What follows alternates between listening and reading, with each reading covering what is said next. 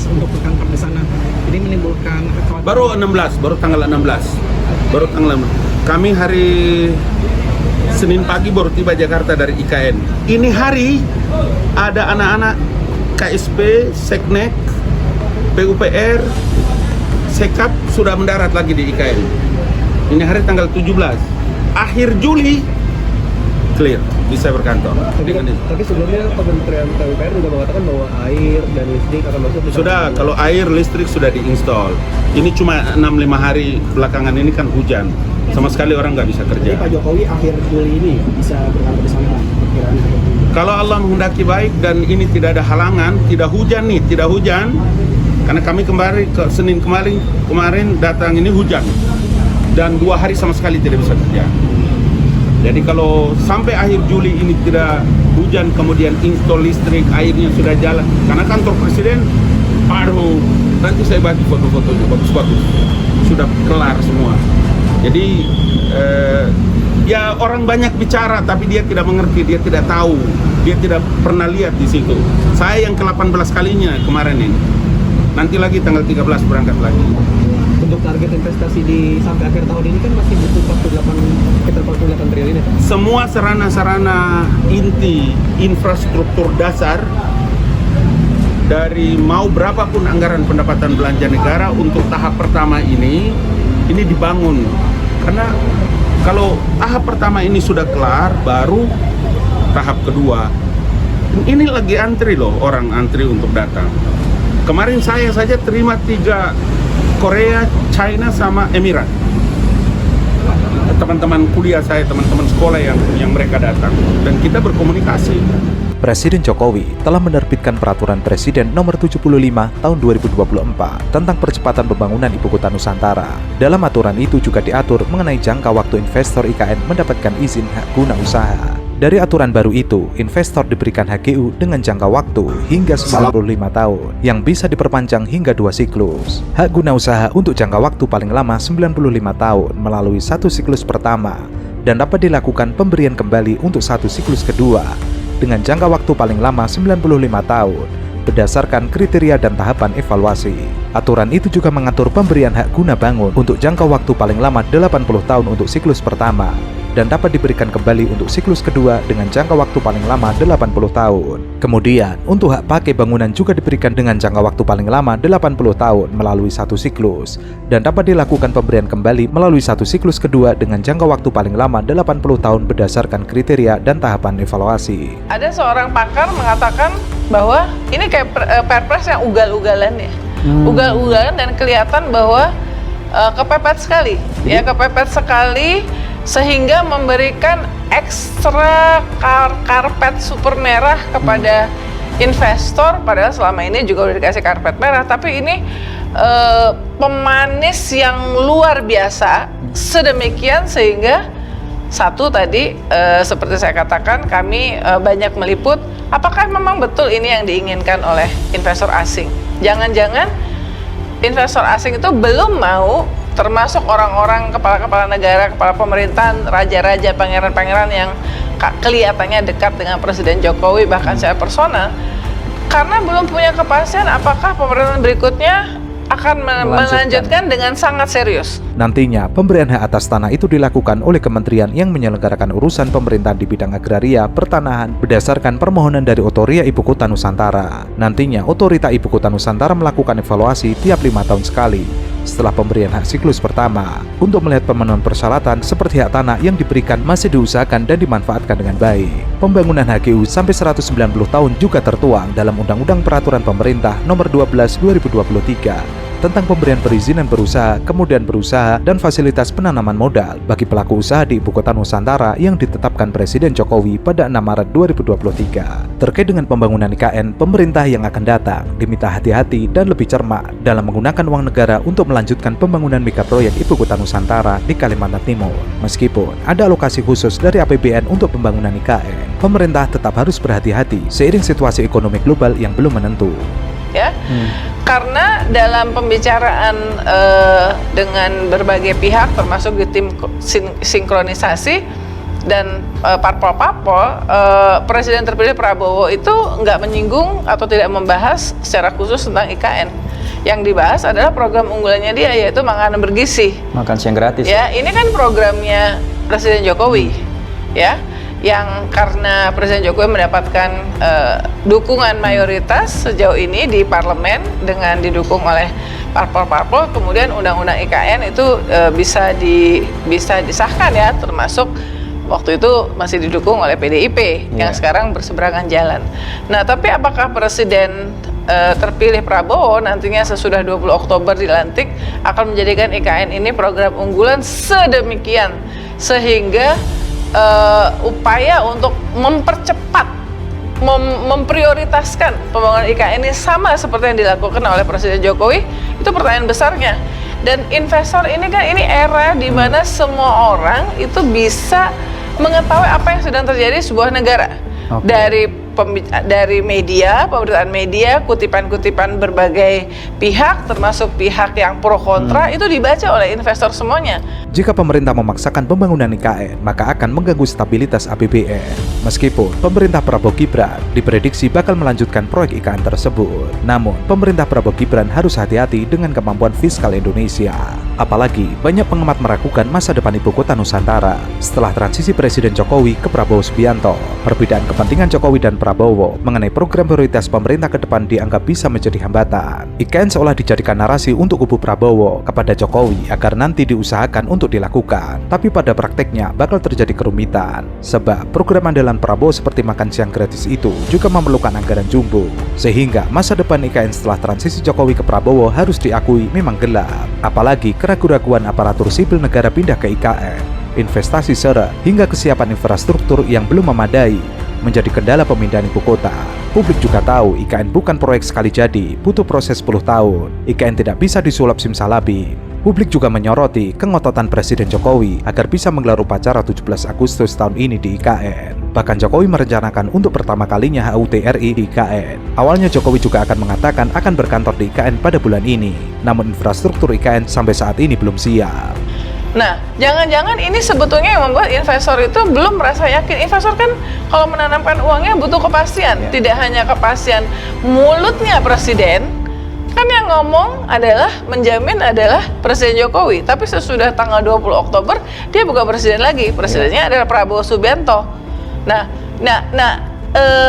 Gesture dari Presiden Prabowo Subianto untuk menjadikan IKN ini prioritas buat pemerintahannya itu belum kelihatan. Itu Nona, karena itu abang harus kasih tahu tentang semua informasi-informasi baik dan benar, karena kalau tidak segera kita melakukan klarifikasi, itu nanti selalu yang berkembang adalah energi negatif dan itu akan membuat tidak bagus bagi kepentingan publik bagi Indonesia ini. Dan kepastian pemerintah itu melaksanakan kegiatan-kegiatan yang strategis seperti upacara 17 Agustus itu nanti di IKN. Semua ini tidak semua terbuka di publik, kawan. Kami ini mengerti itu barang. Anak-anak KSP sekarang ada di IKN, Sekretaris Negara sekarang ada di IKN, Sekap ada di IKN, PUPR sudah berkantor, Kejaksaan Agung sudah berkantor. Kenapa kita tidak mengumpulkan energi positif untuk melihat proyek negara ini sebagai sebuah peradaban penting bagi bangsa ini? Juru bicara kepresidenan Ali Mokhtar Ngabalin membuat presenter Kompas TV tertawa terbahak-bahak lantaran penjelasannya tentang investasi IKN yang tidak nyambung dengan pernyataan yang diungkapkan oleh pakar ekonomi. Ia mengatakan bahwa rencana pembangunan IKN yang dikeluarkan oleh APBN sebesar 90 triliun rupiah. Hari ini, penggunaan dana tersebut sudah terpakai 75 triliun rupiah. Artinya, jika negara sudah mengeluarkan uang sebesar 90 triliun rupiah, pembangunan IKN akan berhenti. Jadi, ketika awal IKN itu diluncurkan, program itu diluncurkan, itu pemerintah bilang bahwa dari 450 sekian untuk program pembangunan IKN, 20%-nya itu dari APBN gitu. Nah, itu sekitar 90-an triliun. Nah, sampai saat ini itu sudah terpakai 75 triliun. Artinya itu tinggal sedikit lagi jatah dari APBN. Nah, ketika APBN itu jatahnya selesai, nah ini yang ditakut oleh investor gitu kan. Apakah nantinya itu tidak ada lagi uang pemerintah yang masuk ke IKN gitu. Nah ini yang menurut saya akhirnya membuat investor juga berpikir, oh ini apakah bisa dilanjutkan atau tidak dengan uang yang sangat terbatas gitu. Jadi ini masalahnya bukan cuma politik tapi juga kesanggupan APBN. Hal itulah yang menyebabkan para investor maju mundur untuk investasi di IKN. Menanggapi hal tersebut, Ali Mukhtar Ngabalin menjawab dengan sekenanya. Orang memang semua melihat bahwa IKN ini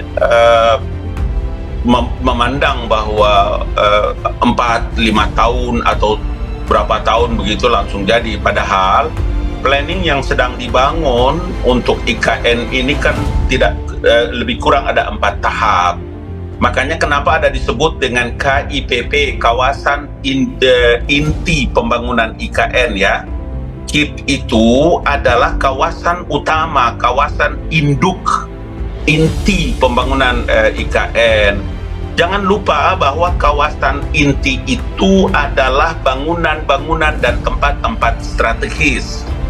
Istana Negara itu ada beberapa jalur-jalur strategis, kayak di kantor Binagraha kami, tempat kami itu ada tempat strategis hubungan antara kantor KSP dengan Istana Negara, kemudian ada helipad, di bawahnya juga ada begini, macam-macam. Presiden Jokowi mengaku masih melihat kesiapan infrastruktur terkait rencana untuk berkantor di Ibu Kota Nusantara pada bulan ini.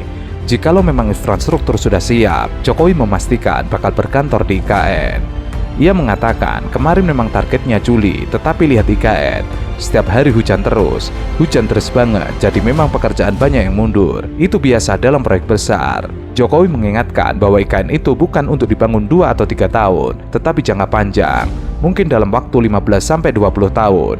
Jadi jangan membayangkan upacara 17 Agustus itu sudah jadi semuanya. Tidak seperti itu, banyak yang baru menurutnya.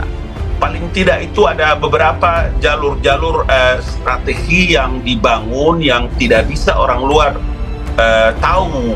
Karena itu memang dari tingkat security-nya juga itu bangunan-bangunan inti yang dibicarakan dalam tahap pertama. Kenapa Presiden menyebutkan bahwa dari keseluruhan IKN itu 15%? Iya, karena bangunan intinya 15%. Itu sebabnya begitu selesai pada periode Mas Bambang dan kemarin Pak Mas Doni itu diperkirakan sekitar 80 sampai sekarang adalah 90 lebih dengan persiapan 17 Agustus. Jadi di sini tahap kedua itulah kemudian mulai pada tahap yang kedua. Jadi klaster yang kedua disebutkan oleh Pak Menteri BKPM Pak Bahlil itu tahap kedua, klaster kedua. Memang kalau Bapak dan teman-teman banyak melihat tentang planning yang dibuat, kita akan tahu. Tapi kalau kita hanya baca, lihat dari YouTube dan macam-macam, saya kira memang agak sulit itu perkaranya. Awalnya, Jokowi merencanakan untuk pindah kantor ke IKN pada Juli 2024. Operasional Presiden akan berpindah seiring rampungnya pembangunan tahap pertama gedung-gedung pemerintah. Pemerintah merencanakan untuk menggelar upacara 17 Agustus tahun ini di IKN. Ketika ditanya mengenai rencana berkantor ke IKN, Jokowi sebelumnya menyebut belum ada kepastian dalam waktu dekat. Mantan Gubernur DKI Jakarta itu menyampaikan usai menyerahkan bantuan kemanusiaan di Lanut Halim Perdana Kusuma pada Senin kemarin. Hal yang sama juga diungkapkan oleh Menteri Pekerjaan Umum dan Perumahan Rakyat Basuki Hadimulyono. Ia sempat mengatakan hujan menjadi kendala pembangunan IKN. Basuki menyampaikan ini ketika ditanya mengenai proses pembangunan jalan tol di IKN. Perubahan dari tahapan-tahapan perubahan itu selalu ada. Proyek ini proyek negara, bos, bukan proyek sambil lalu, enggak. Ini proyek sebuah peradaban besar bagi Republik ini. Kalau yang kemarin-kemarin itu iya, orang bicara tentang pembangunan IKN ini dengan anggaran pendapatan belanja negara, semua dengan perubahan-perubahan yang ada. Kalau yang Mas Huda cerita tentang orang mundur dan segala macam itu 100 juta detik tahu berapa puluh juta detik menit yang lalu, iya. Kenapa? Karena stabilitas politik. Kalau stabilitas politik itu terganggu dalam negara Republik Indonesia, ya terganggu dalam stabilitas ekonomi dan lain-lain. Sekarang pemerintah itu memberikan jaminan. Jaminan itulah saya ingin sampaikan pada kesempatan ini bahwa kemarin itu dalam kunjungan Bapak Presiden itu ada yang disebut dengan Dubai International Financial Center, DIFC. Ini sekarang adalah dia menjadi satu pusat keuangan global terkemuka di kawasan Timur Tengah, Afrika, kemudian dengan Asia Selatan. Dia menjalin kemitraan strategi dengan otorita Ibu Kota Nusantara, IKN, dengan menandatangani Memorandum of Understanding terkait dengan apa? Terkait dengan pembangunan IKN. Kenapa? Karena pembangunan tahap pertama itu akan segera selesai. Menteri PUPR mengatakan tol seksi 6A dan 6B baru dikerjakan, namun ia menjamin akses dari Pulau Balang menuju IKN sudah dipastikan pada Agustus 2024. Masalahnya di sana satu, yaitu hujan. Bulan kemarin dari 30 hari, hanya 8 hari yang terang, selebihnya hujan. Sekarang mengaspal pun pakai tenda supaya tidak kena hujan. Basuki memastikan air dan listrik masuk ke IKN di Penajam Pasar Utara, Kalimantan Timur pada pertengahan bulan Juli. Basuki mengatakan jajarannya bakal melakukan komisioning atau uji kelayakan air pada 15 Juli 2024.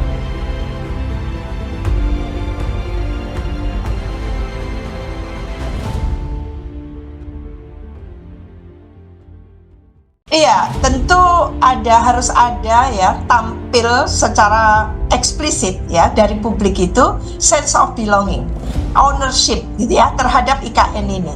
IKN bukan miliknya Pak Jokowi dan golongan. Oh iya, jangan begitu sebentar, dong. Sebentar. Saya belum selesai, dengerin dulu. Wiwi itu profesor, karena yang keluar dari mulutnya semua nyinyir, penuh dengan prasangka, prejudice. Sebentar, Anda ngomongnya dengar nggak dulu bagus. Bang Abalin. Dari dulu saya Latihan tahu. menghormati, Anda menghormati omongan orang. Mulai tadi Iya. tidak menyela. Cuma jangan prejudice. Saya tahan dulu, kita ke Mbak Wiwi dulu. Saya belum titik. Dengar, Dari dulu saya belum kalimat titik itu. ya. Saya belum titik. Dari dulu prejudice. Saya itu Oke. Prejudice dengan mengapresiasi. Bang Ali, tahan dulu, kita berikan Hey, kesempatan Wiwi. Mbak Wiwi untuk memberikan Iya. pernyataan yang Mbak Wiwi silakan. Terjadi perdebatan panas antara juru bicara istana Ali Muchtar Ngabalin dengan pengamat politik Siti Zuhro dalam dialog di Kompas TV. Hal yang membuat Ali Muchtar Ngabalin naik pitam adalah pernyataan dari Siti Zuhro yang mengatakan bahwa IKN bukanlah milik Jokowi dan juga sekelompok tertentu, tapi milik rakyat Indonesia. Mendengar pernyataan dari Siti Zuhro tersebut, Ali Muchtar Ngabalin langsung menimpali. Ia mengatakan bahwa narasi yang digunakan oleh Siti Zuhro tidak baik dan tidak mendidik. Iya, saya itu mengapresiasi. Belum titik sudah disambar. Udah, tapi memang bukan baru kali ini aja Ibu Wiwi Oke, ketemu Bang saya Ali, kan. tahan dulu, Sebelumnya tahan kan dulu. suka begitu, prejudice. Oke, Bang Ali, tahan dulu. Silakan, Mbak Wiwi. Nyinyir. Supaya bottom up dan top down itu ketemu, Bang Abalin. Anda jangan menghantam orang sembarangan. Ya, tapi dari dulu begitu. Wiwi Saya itu dari dulu ASN begitu ya. Saya kelakuannya. ASN, Anda bukan ASN. Mbak Wiwi tadi soal harapannya Itu publik. ada Silakan. sense of Ini ASN belonging loh, terhadap aparatur negara bangsa sipil negara ya. loh. Bang Ali, kita Ya, fokus lagi ya soal gimana agar IKN bisa jadi kebanggaan kita semua. Mbak Wiwi silakan. Tuh, poin yang saya buat belum dipahami, lalu menyambar-nyambar karena sudah ada prejudice. Saya menghormati Bang Abalin mulai tadi, gitu ya. Ia mengaku selama ini mengawasi Siti Zuhro. Ia kerap mengungkapkan narasi-narasi yang tidak baik di publik. Merasa waktu bicaranya dipotong oleh Ali Muchtar Ngabalin, Siti Zuhro protes. Ia meminta agar Ngabalin diam dan mendengarkan penjelasannya dahulu. Namun Ali Muchtar Ngabalin terus bicara. Ia seperti ingin memotong poin yang akan disampaikan oleh Siti Zuhro terkait IKN Nusantara. Jadi Dari ini dulu, yang Mbak ingin Wiwi saya itu katakan. begitu Bukan, ngomongnya. diam dulu. Saya ingin mengatakan bahwa gitu ya, public trust itu akan diikuti oleh rasa memiliki gitu ya terhadap IKN gitu kan, bahwa IKN itu dibangun tentu gitu ya untuk kita semua, untuk NKRI kan itu maunya gitu. Lah sekarang kalau masih ada persepsi bahwa ada ketidakpercayaan atau sebagian percaya sebagian tidak, lah ini kan proses. Lah nanti kalau sudah jadi dan sebagainya, dan lalu Pak Jokowi dengan semua talentanya itu mampu menunjukkan ke publik gitu ya komitmen dan konsistensinya dan sebagainya, tentu pengakuan itu tidak usah dipaksa datang, tidak ada yang nyinyir pastinya gitu loh. Tapi kalau kita memulai dulu bercuriga, saya nggak pernah curiga ke Bang Abalin. Sungguh, Bang Abalin ini dari komunitas kita, mengapa jadi marah-marah kan gitu? Bukan, Oke. begini Mbak Oke. Wiwi. Kalau Baik. tahu seperti begitu cara berpikirnya, Oke, Bang Ali. coba lihat semua. Lihat semua jejak Bang digitalnya Ali, Mbak Wiwi. tapi kita juga menjawab soal Gini, kan kita masih saya mengejar mesti soal jawab untuk dulu menjelang nih, Mbak 17 Wiwi. Agustus, Bang Ali. Supaya clear. Oke. Maksud saya begini, Kita ini kan orang-orang terpelajar, kita ini orang-orang yang punya moral ability yang tinggi, kita ini orang-orang punya akhlakul karimah, ya. Jadi maksud saya melihat perkara-perkara seperti IKN ini kan bukan Mbak Wiwi baru pertama ngomong kali ini. Saya merekam itu semua dan saya bermimpi satu saat akan berjumpa dengan Mbak Wiwi supaya dikasih tahu agar kerangka berpikirnya itu tahu juga.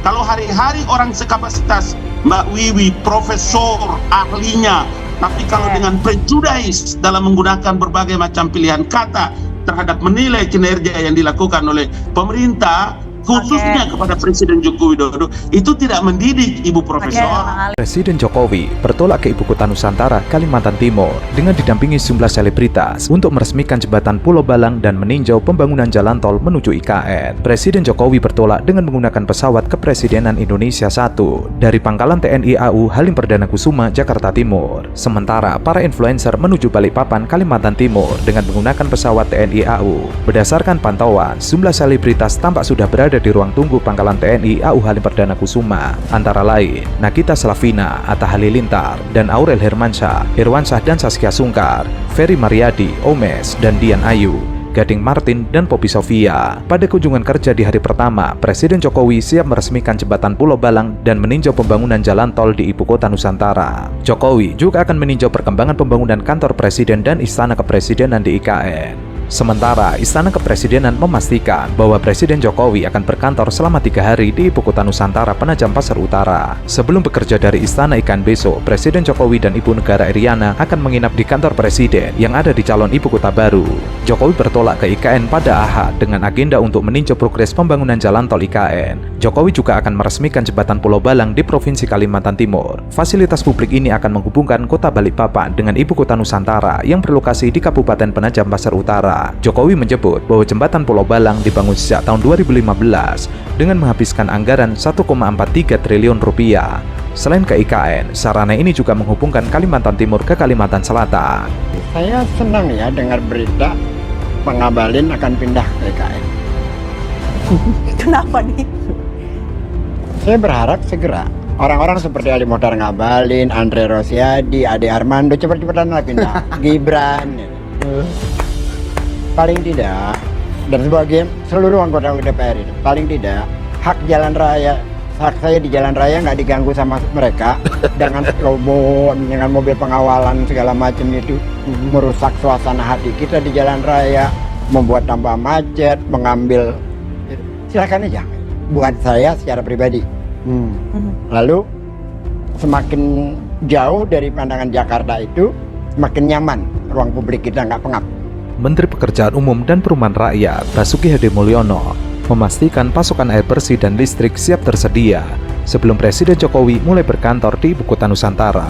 Basuki memaparkan proses pengujian air bersih akan mulai dilakukan pada 15 Juli dan pada 18 Juli dirinya akan mengecek langsung hasil distribusi air di IKN. Menurut Basuki yang baru saja mengadakan rapat terkait infrastruktur energi dan komunikasi untuk IKN, kawasan Ibu Kota Baru Indonesia itu sudah mendapatkan pasokan listrik sebesar 10 MW. Telkom dan PLN melaporkan 10 MW yang sekarang sedang dibangun 40 MW. Kantor Menko yang 4 lantai dari 4 tower, 3 lantai sudah siap, air minum sudah bisa masuk ke IKN. Nanti tanggal 19 akan cek ke sana. Rumah Menteri dari 36 mudah-mudahan akan selesai Juli ini. Dari 47 tower ASN, 12 tower insya Allah akan selesai furnished, sehingga itu bisa dimanfaatkan oleh peserta upacara.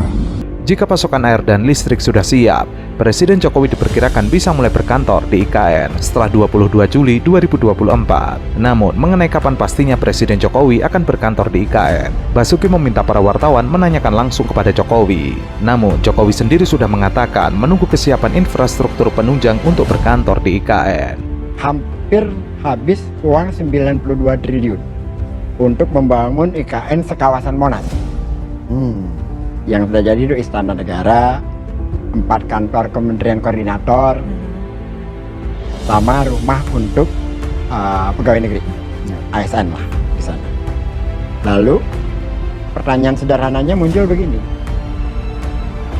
Oktober Jokowi selesai, lalu Presiden baru Prabowo, dia harus mau apa dia mau mengurus masa transisi dari Jakarta ke IKN, sementara dia membutuhkan kesuksesan untuk programnya berlangsung. Itu kan pertanyaan besar. Yang kedua, berapa anggaran IKN yang sesungguhnya? Kalau baru sekawasan Monas aja sudah sekian puluh triliun. Yang ketiga, yang jauh lebih mendasar, pembebasan lahan. Kan tadi Pak Basuki sendiri sudah bicara itu kan. Itu saja belum selesai.